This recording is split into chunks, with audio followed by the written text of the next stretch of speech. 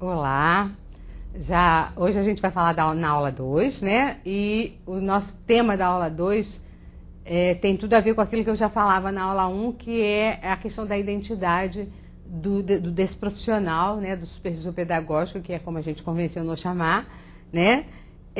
A gente vai poder discutir um pouquinho. Lembra que na aula 1 a gente já falou da importância desse profissional, né? De como que ele é o articulador do processo ensino-aprendizagem, né? E além de articulador desse processo, ele também tem uma relação direta, né, com a formação da sociedade, né? Porque ele tem uma ação política, a escola forma, né, as pessoas, ou seja, transforma as pessoas, né? Eles vão para a sociedade e vão ter uma ação, né, social, uma ação política, uma ação social. Então, a escola, na figura do seu gestor e, mais precisamente, na figura do supervisor pedagógico, ele, né, se torna responsável pelas ações, pelo ato educativo, né? Ou seja, pela colocação em prática do que foi aprendido na escola, né? E aí a gente pode pensar na questão da crise social que a gente vive, né? Que é um problema sério. A gente tem crise econômica, crise social, crise política, enfim. A gente está vivendo, a gente pode falar da pós-modernidade, né? O moderno já não bastou, não era aquilo, não era bem daquele jeito, e a gente está caminhando para uma outra forma de olhar, né? No mundo, na vida social. E a escola também está tentando se colocar, né? A gente ainda não se achou, mas a gente está buscando as saídas, né? E com essa constatação, também vem a constatação da necessidade, da importância, né, da figura do supervisor pedagógico na escola, do serviço de supervisão pedagógica, né? Então, a gente tem que olhar para essa função com muito carinho. Assim, eu sempre digo que é um fazer impressionantemente enorme, né? Até porque antigamente, né, já teve outros momentos, eu me lembro ainda no período da ditadura, eu já era orientadora pedagógica, existia um orientador para cada segmento na escola, existiam vários, às vezes até dependendo do número de turmas, vários orientadores num segmento. Mas hoje a gente percebe, assim, pelo menos na minha experiência lá no Estado, supervisor pedagógico para cada turno. Ora, a gente está falando de uma escola, a escola que eu trabalhei, né, até o ano passado, é uma escola com, deixa eu ver, só num prédio tem 19 salas. Imagina 60 alunos nas 19 salas. No outro prédio tem mais 10, e o outro prédio é só das salas que são salas específicas. Então, tu imagina a quantidade de alunos e de professores, né, que fica a cargo desse profissional. Então, fazer esse olhar sobre esse processo fica muito desgastante, é muito difícil para uma pessoa sozinha. E aí eu sempre percebo a necessidade do trabalho em equipe, né? Mas, se a gente for analisar, e aí a gente vai ver a questão de por que uma escola, uma época se trabalhou com um profissional para cada, sei lá, eu acho que eu tinha 10 turmas no máximo, e outro período um profissional, aí sai essa figura, vem o coordenador de sala, e aí, enfim, cada hora veio, por que tem tanta mudança, por que cada hora existe uma especificidade, cada hora existe um fazer. E aí está ligado à nossa aula de hoje, né, que é a perspectiva histórica e política da supervisão e da orientação pedagógica. Ou seja, a gente vai dar uma olhada lá no histórico, né, e aí eu vou usar um pouquinho o Saviani, que o Saviani é um mestre, né, quando ele coloca, é um verdadeiro mestre, né, nos ensina muito, muito pontuadamente o processo de evolução, né. E aí eu fui buscar no Saviani a perspectiva histórica da supervisão. Foi um dos trechos que eu trabalhei, né? E aí o que a gente vai estar falando nessa aula? Nós vamos, como eu disse, falar do processo histórico, né? De como se constrói, né? Ou como se construiu, ou como está em construção, né? A profissão, essa nossa profissão. Quais foram os papéis, né? Foram os diferentes papéis que o supervisor vem desempenhando desde a colônia, né? E como essa movimentação, né, ou aconteceu dessa função em direção à constituição de uma identidade crítica, política e social, quer dizer, que é a proposta atual, né? Hoje a gente precisa de um fazer que tenha, que esse fazer desse profissional, né, tenha uma relação com a constituição da sua própria identidade, da sua identidade profissional, mas numa relação crítica e também ligada à política e social, né, à situação social. Então a gente está falando de um profissional, né, que tem uma abrangência muito grande na sua área de atuação.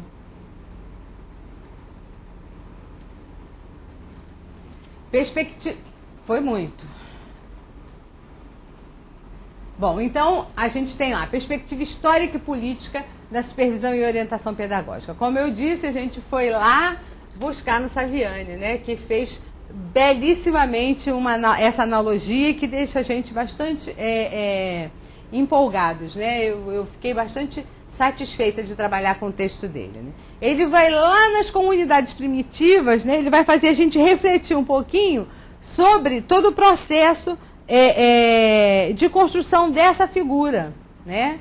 Ele vai lá nas comunidades primitivas, aí ele vai na Idade Média, ele vai no período moderno e ele chega até hoje. Aí ele diz, olha só, por isso que a gente ainda não tem essa identidade definida. Então, vamos lá, né? Como é que se educava nas comunidades primitivas? Aí está dizendo assim, ó, coincidia com a vida, né? A gente está falando da educação difusa, lembram lá de história geral, quando a gente fala de educação difusa? Então, nas comunidades primitivas, a educação, ela era difusa, né? Acontecia de maneira generalizada. Os adultos ensinavam pelo exemplo, cada um ia exercitando, né, com as crianças, todos os adultos eram ensinantes, né? E ao mesmo tempo, porque não existia a escola, né, um locus específico. Todos os momentos eram momentos de aprendizagem. Então, vigilância discreta foi a palavra que o Saviani usou para falar dessa proteção que se tinha à criança, né? Se ensinava pelo exemplo e algumas vezes com palavras, ou seja, fazendo supervisão, né? A gente tem cada adulto também supervisionava as crianças, né? Porque na hora de ensinar, e aí você diz assim, não faça isso, né? Tipo assim, olha só, isso está errado, não mexa aí, né? Assim que a gente fala com os pais, com os pequenininhos. Quando a escola não acontece, se não tem escola, os adultos ensinam, né? Vamos pescar. Vamos ensinar uma arte, né? Lá nas comunidades primitivas. Então, a pesca era uma arte. Então, vamos pescar, eu vou fazer assim, sabe? Você vai ver eu fazer e você vai aprender, né? A arte da guerra também. Enfim, de certa forma, havia uma supervisão, né? Então, ou seja, um olhar sobre o fazer, sobre o dia a dia da criança, né? E sobre o aspecto principalmente educativo, no que essa criança está se tornando, né? Avançando mais um pouquinho.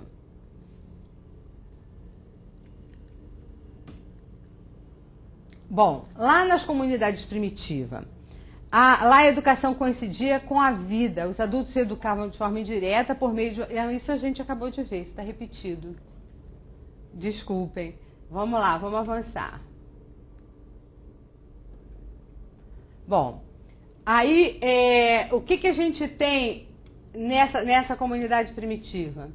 Essa constatação não significa que a função supervisora não se fazia presente. É aquilo que eu estava falando, né? Ela acontecia claramente na ação do mestre, Sobe aqui um pouquinho. Não, sobe aqui um pouquinho.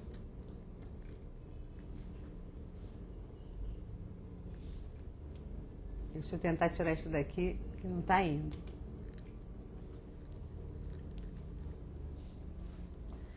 Ela acontecia claramente na ação do mestre através do controle, da conformação, da fiscalização e até mesmo da coerção. Não, isso aqui já é a Idade Média. A gente tem... quando a gente chega no período, tanto da Grécia Antiga, quanto na Grécia Antiga, Idade Média, onde a gente ainda tem a figura do mestre, né, ou do pedagogo, lembram, na Grécia Antiga? Era aquela pessoa que conduzia o menino até o preceptor. Lembram disso? Que a palavra pedagogia vem do que conduz, né, a educação, do que conduz o processo, né, de aprendizagem. Então, quando na Idade Média e na Idade Moderna, a gente ainda tinha essa figura que era a figura do mestre, que também era o que dava a educação de uma maneira geral, ou da ama que acompanhava, né? Ele também fazia vigilância. Então a gente tem, nesse período, também uma vigilância. E aí é o que você faz, ó. Lá então, nas comunidades, na Grécia Antiga, na Idade Média, também acontecia a ação do mestre, através do controle, da conformação, da fiscalização e até mesmo da coerção, porque a gente sabe que tinha punição, não é isso? Castigos físicos, né? E aí, lembrando, a figura do pedagogo, que era o escravo, né? Que tomava conta das crianças e os conduzia até o mestre. Sua função era vigiar, controlar, supervisionar todos os atos das crianças. Então, a gente tem aí também a função supervisora presente, né? Mesmo sendo, não de uma forma declarada, né? Ele é o supervisor, não, mas a pessoa que conduzia também tinha que dar conta, né? Tinha que dar conta da criança. E aí também, a gente tem, aí foi só para citar, lá na Grécia, a gente ainda tinha, e mesmo na Idade Média, a gente ainda tinha a supervisão presente na educação dos trabalhadores. Existiam os intendentes ou os capatazes, né? Que eles faziam os escravos funcionarem, né? E depois, na Idade Média, os servos, que ficavam o tempo inteiro trabalhando muito mais numa ação supervisora, né? No período moderno, aí a gente vem um período já com transformações. A gente viu que nas comunidades primitivas acontecia essa supervisão discreta. No período da antiguidade e no período medieval, a gente tem a supervisão muito mais na ação do mestre, ou mesmo lá na Grécia Antiga, a gente tem mais declaradamente na ação do pedagogo, né, que era aquela pessoa que tinha que acompanhar, de certa forma guiar e controlar. Aí a gente vem com o período moderno, e aí vale a gente parar para pensar nessas transformações. Vamos lembrar o filme do Chaplin, né, que traz... vocês lembram, já viram? Vale a pena baixar e dar uma olhada, né? Só para a gente se situar o que é esse período moderno. A gente tem no período moderno a máquina, né? As grandes invenções que acontecem, né, no fim da Idade Média, e a maior, né, a gente tem ainda na Idade Média a escrita, né? Gutenberg faz a escrita impressa, né? Que foi uma atitude maravilhosa. E logo após a gente tem a invenção da máquina a vapor, que foi também um invento que faz a transformação até hoje. A gente chegou onde chegou, né? Inclusive, né, com esse nível tecnológico que tem, porque lá atrás, né, a gente tem a invenção da máquina a vapor. Bom, com a máquina a vapor, uma transformação social radical, né?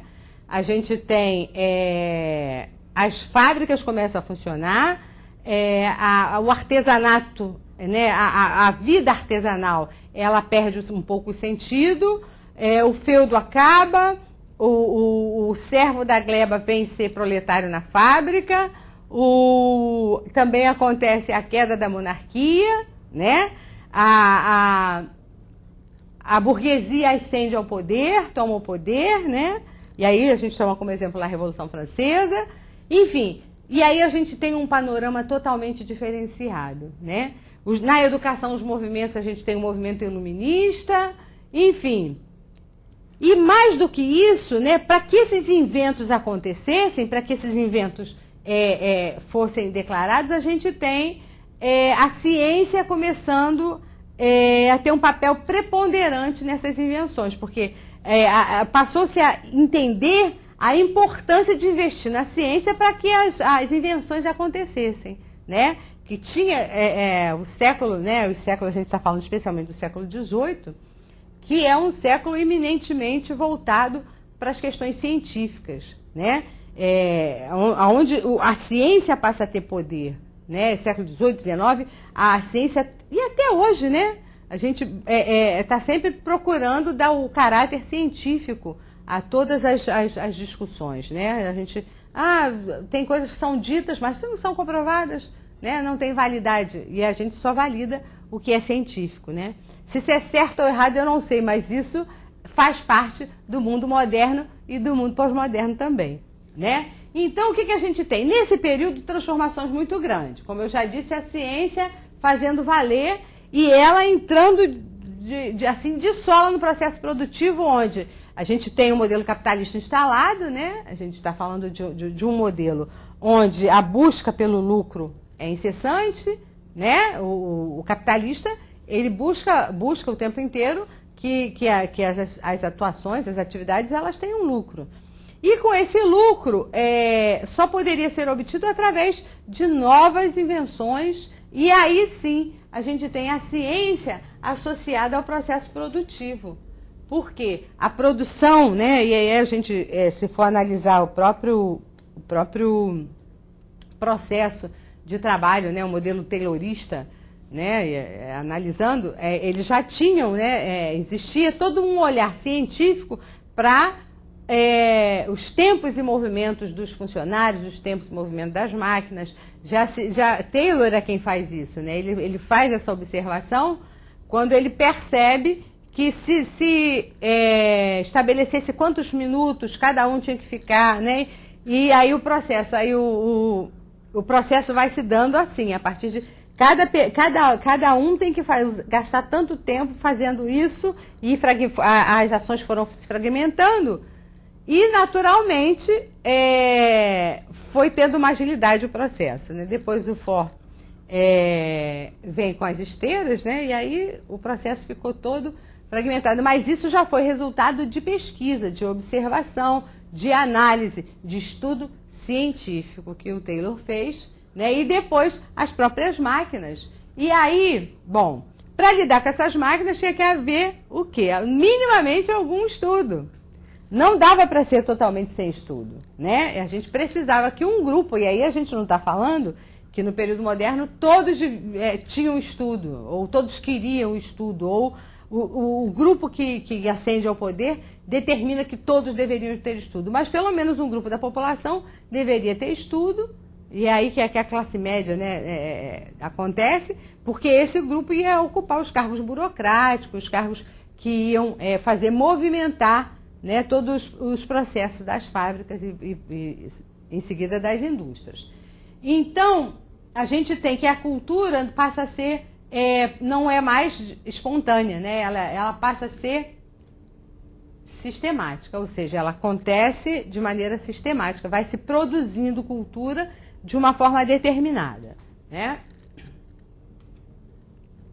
Bom, com o processo de institucionalização da escola, né, da educação, já começa a se esboçar a ideia de supervisão. E aí, assim, quando a gente tem a escola, né, a escola que a burguesia busca, né, e se evidencia na instrução pública. Como a gente já sabe,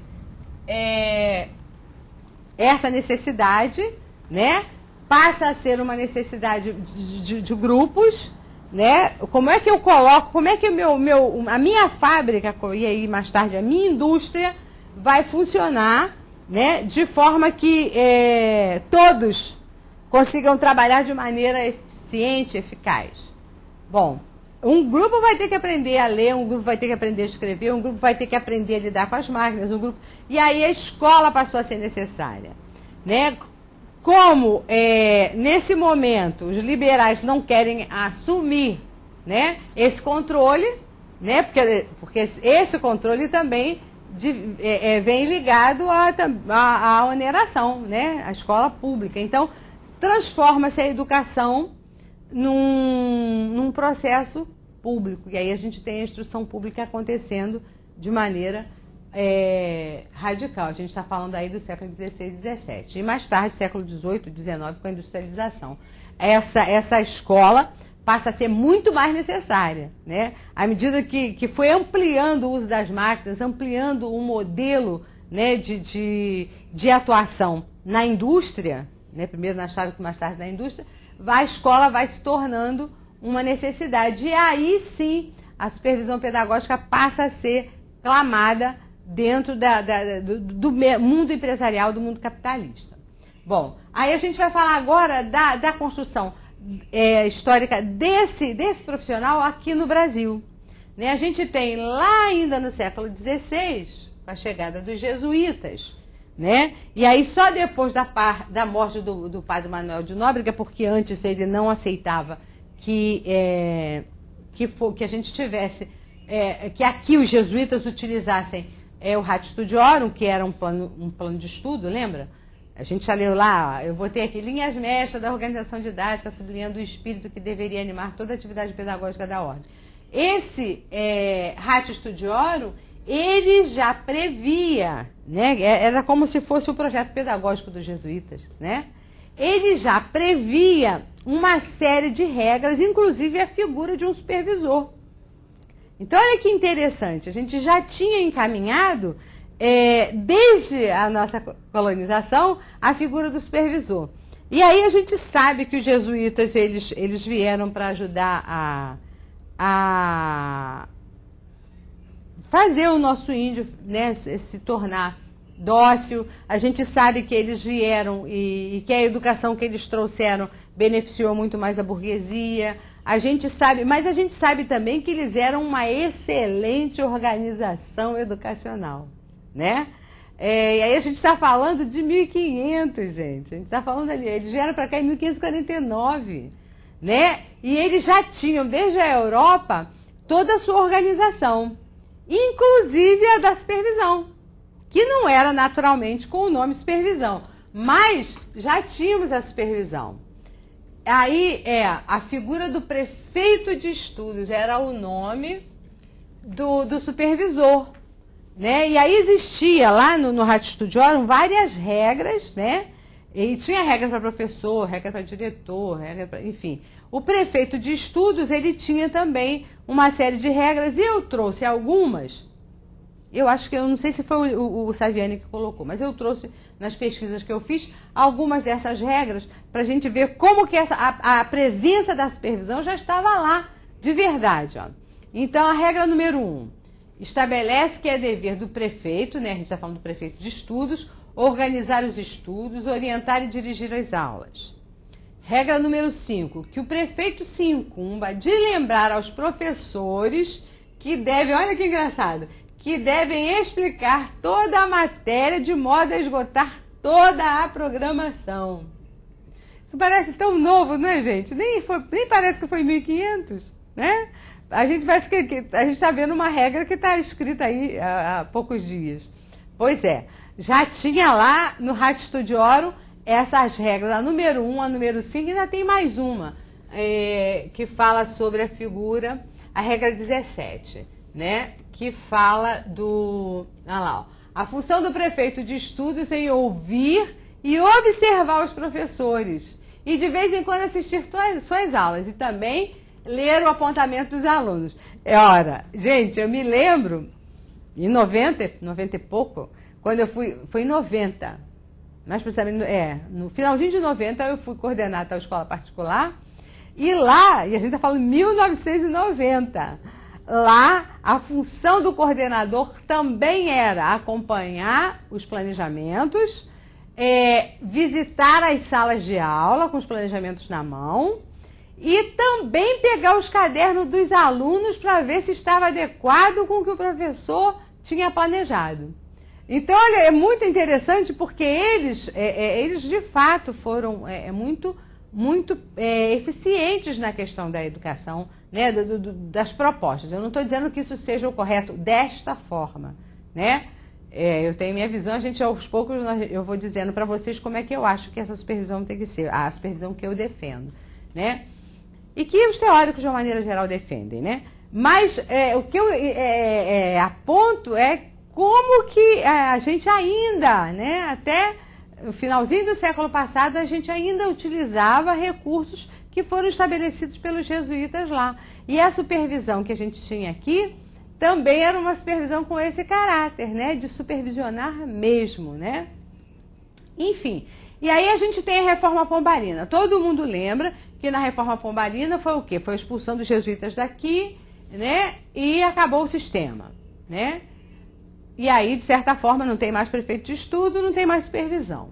Mas a gente sabe que em 1759, não, isso aqui foi a expulsão, né? Que expulsou os jesuítas, previa a criação do cargo de diretor-geral. Esse alvará que expulsou também criou o cargo do diretor-geral de estudos, designou comissários em cada local para fazer o levantamento. Vamos lembrar, rapidinho história, 10 anos, né? Em 1759, passou ainda 10 anos até que aqui no Brasil acontecesse de fato alguma mudança. Quando aconteceu as mudanças, quer dizer, quando o alvará é colocado em prática, se faz uma observação sobre esse diretor e as escolas elas eram precárias, né? A gente tem uma precarização da figura mesmo do professor, da figura do estudo, da figura do ensino. E aí é muito doido, né, o que acontece.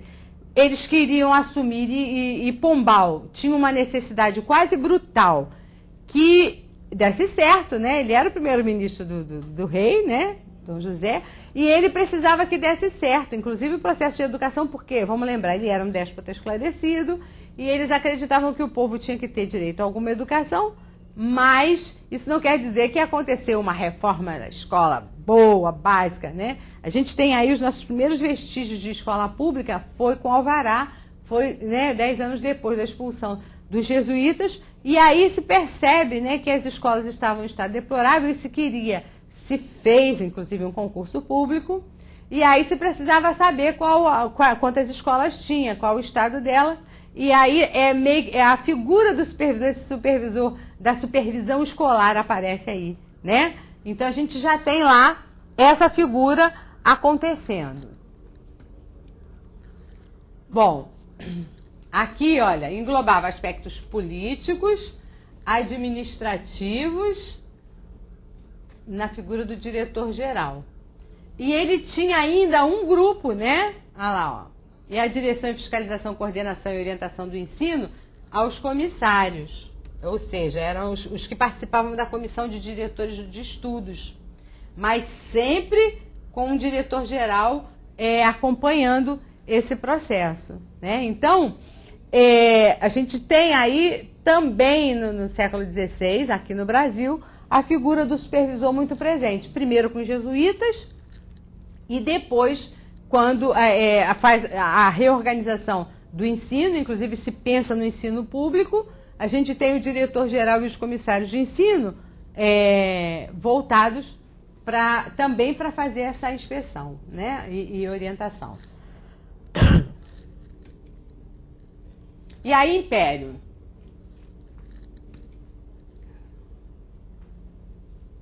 Aí no Império, né? Vamos ver. A gente tem a Lei Geral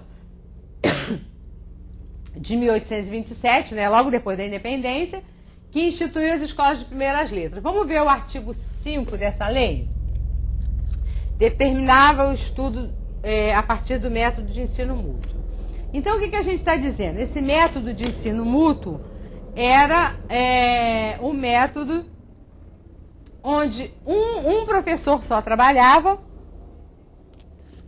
Inclusive, a escolha foi muito mais por conta financeira, por questões financeiras, né?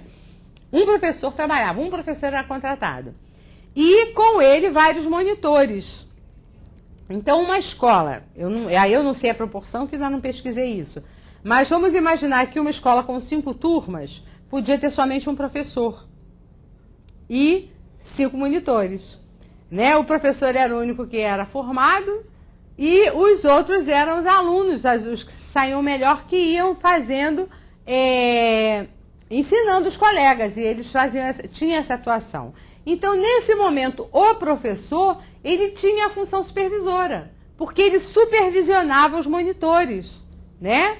Iam fazendo essa supervisão para poder fazer os ajustes, inclusive ajudar, né, para que o processo acontecesse, porque afinal de contas os monitores não sabiam, né? Nem sei se o professor também sabia, mas pelo menos ele tinha refletido mais sobre as questões de aprendizagem, ele tinha que fazer esse encaminhamento. E aí a gente já viu isso lá em história, né, que isso é uma atuação muito em função da falta de verba que a educação tinha, né? A gente não tinha dinheiro e por conta disso era muito difícil. Nessa época é o Conde Labarca que vai buscar, vai para a Europa buscar pessoas para fazer, ensinar, né, como é que se trabalhava com essa metodologia, e não deu muito certo, mas ficou por muitos anos aqui. E o professor, então, ele supervisionava os monitores. Bom, como eu já disse, recebeu instrução à parte. Nesse método, o professor absorve a função de docência, quer dizer, ele dá aula, mas ele também supervisiona. Ele instruía e supervisionava os instrutores nas atividades do ensino. Então, é aquilo que eu falei, ele tem aí as duas funções, né, determinadas no seu papel. E a gente está falando da educação no Império, né? Vamos lembrar aquela educação que se descentraliza depois com o Ato de 32, né? Que a gente está falando lá, ó, de 34, né? A gente está falando do Ato Adicional de 1834, faz a descentralização da educação. E aí a gente lembra que cada província, hoje os estados, né, passam a ser responsáveis pela sua educação.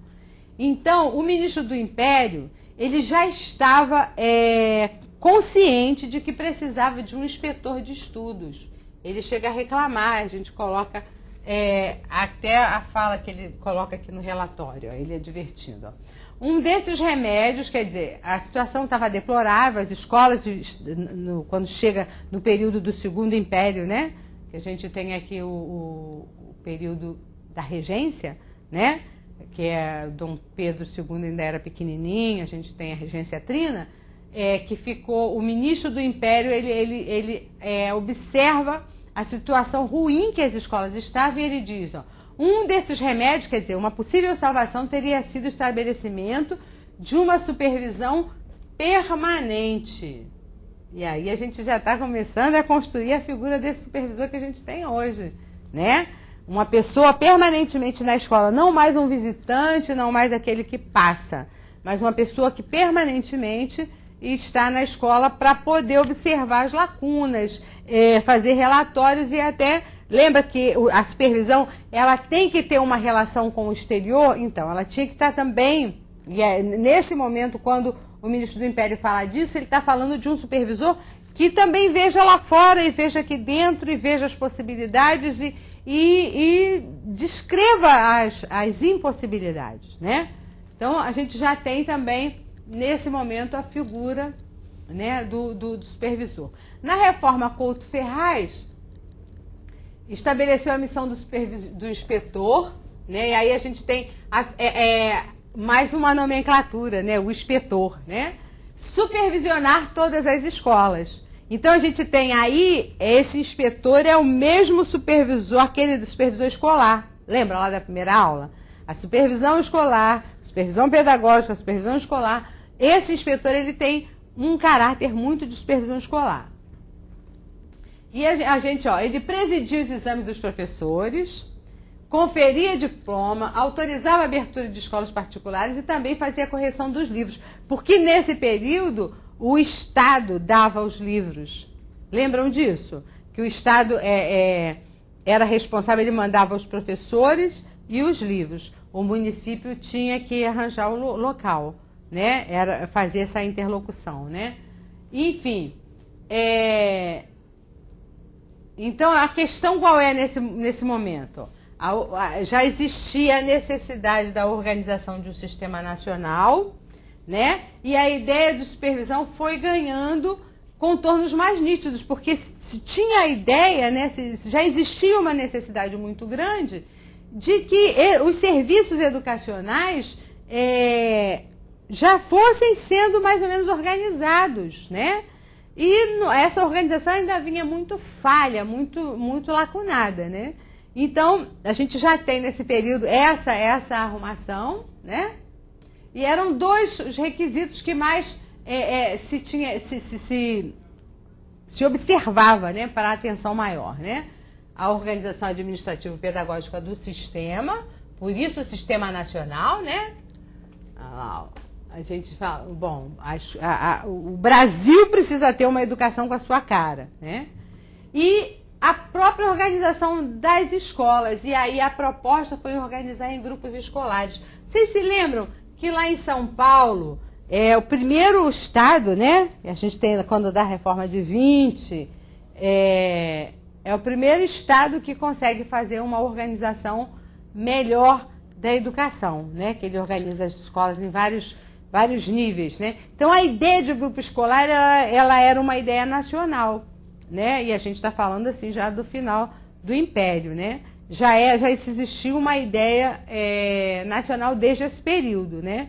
E aí eu vou lhes dizer, eu não sou tão velha, mas eu estudei em grupo escolar, né? É quando uma escola consegue agrupar várias escolinhas, né? Escolas próximas, e se tornava grupo, né? E aí tinha grupo escolar falando de tal, grupo escolar falando de tal, mas todas faziam parte de um grupo que estava ligado a uma área, né? Uma determinada área geográfica, né? Nós tivemos também um período onde o Conselho Superior de Instrução foi instituído, né? Ó, já estamos quase na República, né? E a dominância da atribuição burocrática em detrimento das técnicas pedagógicas. Quando esse conselho foi instituído, então a gente teve uma perda, né? Ou já vinha caminhando quando a figura do inspetor foi caminhando para uma função muito mais técnica, no sentido de organização do sistema. Talvez fosse a necessidade que fosse enorme, né? O sistema precisava se organizar para poder organizar a escola. Então, quando da instituição desse conselho, ficou valendo muito mais as questões burocráticas, né? E aí a escola se perde de novo dessa discussão, né? Ele ficou, e até hoje ainda é assim, né? Então, aí tivemos a reforma dos estados, aí a gente já está falando exatamente da década de 20, né? Mais precisamente, em Pernambuco, aqui, ó, década de 20, a gente está falando de 28. A gente teve o responsável pela reforma de Pernambuco foi Carneiro Leão, né? E ele já afirmava a criação de um grupo, né? Para poder levar a educação, para poder pensar a educação, para poder criar políticas que fizessem chegar até a escola, né, uma maneira, uma direção, um caminho, né, para a educação. E aí o que ele dizia? Ó, estava na hora do Estado romper com os moldes que confundiam a parte técnica com a parte administrativa da educação. O que ele está querendo dizer? Olha só, o inspetor, ele é um técnico, ele vai lá, ele observa se o professor tem diploma, ele vai observar se a escola tem condição de abrir as suas portas e dar aula, ele fazia o concurso dos professores, mas existe um caráter, e aí o Carneiro Leão foi muito feliz quando ele fala essa observação, existia um caráter que era eminentemente educativo. Lembra lá na primeira aula? Ele tem a supervisão do pedagógico e educativo. Então, aquilo que transpõe os muros da escola, né? Então, nesse momento, a gente tem na década de 20 uma reflexão acerca dessa visão, né? Dessa postura do supervisor pedagógico, né? E é o que eu estou falando, foi a condição básica para surgir a figura do supervisor, mas não mais ligada ao diretor, que era o gestor, ou ao inspetor, que era o articulador das políticas, mas uma pessoa que tem um fazer dentro da escola e que traz, né, que se liga ao inspetor, né, que agora é também supervisor escolar, que se liga ao diretor, mas que está com uma visão muito mais voltada para o pedagógico, muito mais voltada para o educativo, né? Então, o diretor ficou, então, nesse momento, com a parte administrativa e o supervisor com a parte técnica da educação. Então, a gente tem década de 20, década de 30, vamos lembrar, é a década do manifesto, né? Otimismo pedagógico em alta, movimento Escola Nova, né? Se referia, e a gente está falando da reforma do Francisco Campos, que foi o primeiro-ministro do Getúlio, né? Ele já falava do acompanhamento pedagógico. Mas, nesse momento, não acompanhamento de uma pessoa dentro da escola, mas um acompanhamento com uma atribuição do Estado, né? Com uma atribuição do Estado, porque era o inspetor escolar, que era a figura que representava as secretarias, né? E é como hoje ainda existem essas figuras, eu já disse para vocês. Então, a gente tem aí uma discrepância. A hora a gente fala da necessidade desse profissional acompanhando a escola, a hora a gente fala da necessidade desse profissional acompanhando as políticas, enfim, é um ir e vir, né, de maneiras. E aí no manifesto ficou muito mais claro, né, formulou um plano conjunto da reconstrução, vamos lembrar, otimismo pedagógico, né, qualidade na educação. E quando se pensou, né, em melhorar as condições das escolas para que a escola tivesse muito mais qualidade, se pensou também na melhoria, né, e na organização dos serviços técnicos, e aí se criou em pedagogia os especialistas. E a gente está falando da década de 30, mas eu estudei na década de 80 e eu estudei como especialista, eu saí especialista em supervisão, né? A minha faculdade, ela dava magistério para todos os cursos, né, de pedagogia, mas você tinha que ter magistério ou administração, magistério ou orientação, magistério ou supervisão. E eu escolhi supervisão na época, depois que eu fiz a pós em gestão. Mas, primeiro fiz uma pós em administração, depois refiz a pós porque mudou um pouco, né? Mas aí na década de 30 a gente tem esse início, né? Se começou a pensar em alguém especialista, com um olhar mais específico para o processo pedagógico, né, que se dá. E aí a gente tem na década de 60, o curso de pedagogia foi reformulado e essas habilitações ficaram valendo, e como eu disse, só que na década de 60 ainda existia a inspeção, tá vendo? Mas na minha época já existia administração, ainda existia, né?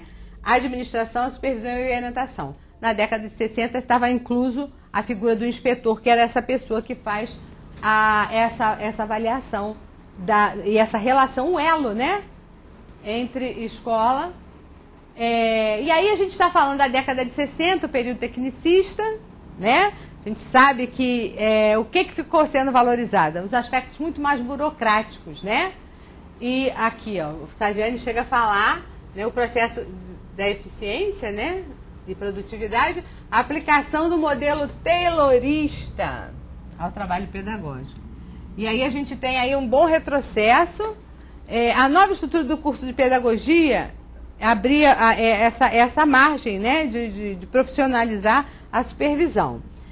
Mas nem de longe era a supervisão que a gente esperava que fosse, porque o modelo era muito tecnicista, né? O supervisor existiu na década até o período que eu trabalhei, eu entrei para o Estado no final da década de 70, né? Eu fiz curso normal, enfim, e eu me lembro que já existia esse modelo tecnicista, né? Bem, ainda existia, né? Isso só foi sendo dissimulado mais ao final da década de 80.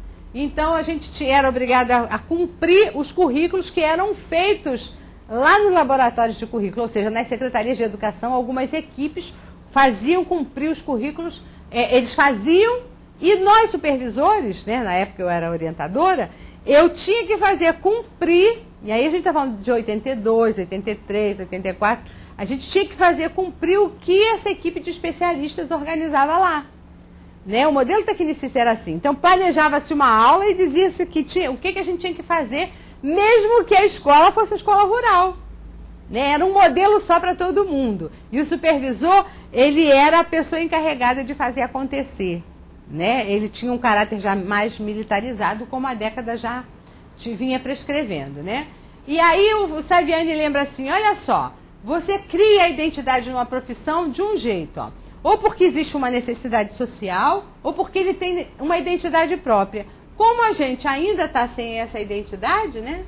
Isso aqui ainda não é nosso, na verdade nós fomos caminhar pela necessidade social. A ditadura precisava de alguém para fazer valer o modelo tecnicista, que era nisso que eles acreditavam, né? E foi aí que o supervisor entrou como o técnico, né? A gente tem em 71, a LDB oficializou o supervisor, tanto que eu digo para vocês que fiz a faculdade na década de 80, e nessa década eu já fiz supervisão, eu saí formada em supervisão pedagógica, né? Aí, mas assim, se falava de neutralidade, mas não existia neutralidade, na verdade, a gente estava muito voltado para o caráter técnico somente, né? É nesse especial que a gente diz que a questão dos planos de aulas e plano de curso acabaram dando errado, porque nessa dimensão técnica se enfatizou o planejamento como uma necessidade enorme para que a escola desse certo. Ora, os anos passaram, se planejou e a escola não deu certo, né? Então caiu num certo descrédito, mas porque o modelo era muito tecnicista, né? Então, ó, era centrado na diversidade de habilitações pedagógicas e não tinha uma dimensão política, né? Ou se tinha, era muito menor, né? Se ampliou a figura do supervisor, se ampliou a figura do pedagogo, né, especificamente, mas a gente não tinha uma atuação muito própria, né? A gente ficava meio que pulando. Ainda hoje, a gente tem as nossas diretrizes em 2005 foi que veio clarificar melhor, né, as diretrizes do curso de pedagogia. Veio clarificar mais um pouquinho, porque a lei, a 9394, também embolou um pouquinho a nossa história, né? E a gente tem, vou ler a frase do Saviani, ó, a função do supervisor é uma função principalmente política e não principalmente técnica. Ou seja, a gente tem que ter a técnica também. Lembra da coordenação? O supervisor tem que coordenar? O supervisor tem que ser técnico também. Ele tem que saber fazer a técnica, né? Ele tem que saber o processo. Mas é muito mais numa visão política. Né? Ele tem que fazer acontecer porque o objetivo é político. Ele usa a técnica para uma atuação política, né? É essa a realidade. Olha lá, ó. Para o autor, quanto mais ele se apresenta com caráter técnico, tanto mais ele é eficaz na defesa dos interesses socialmente dominantes. Quer dizer, quanto mais a gente sai, né, da dimensão social e política, a gente vai deixar as coisas acontecerem de acordo com o que é estipulado, como era lá na ditadura, né? Então, ó, a questão da identidade do supervisor pedagógico continua em discussão. A gente ainda está discutindo essa questão, né?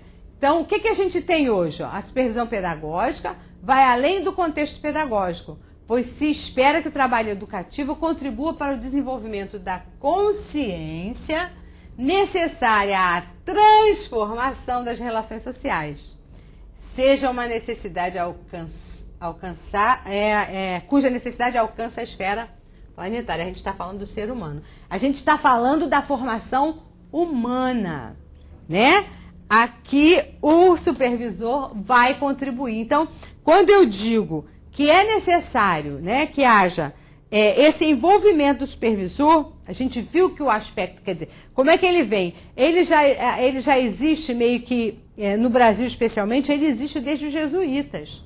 Né? A gente tem as várias passagens, a necessidade, ele depois, primeiro a necessidade de organização da escola, do sistema, necessidade de organização da escola, e agora a gente sabe que é a necessidade de organização do processo que vai se constituir numa ação política, porque tem um caráter educativo, né?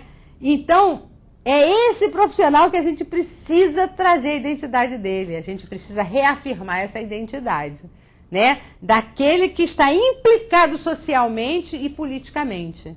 Então, é esse professor, dos professores, né, que eu sempre digo coordenador, professor dos professores, precisamos ter, e com essa consciência, para poder fazer valer um trabalho que vai contribuir nesse processo todo de humanização, de trabalho conjunto, de trabalho coletivo, de comportamento cidadão. Né? A nossa aula 2 acabou. Até a próxima aula. Um beijo grande.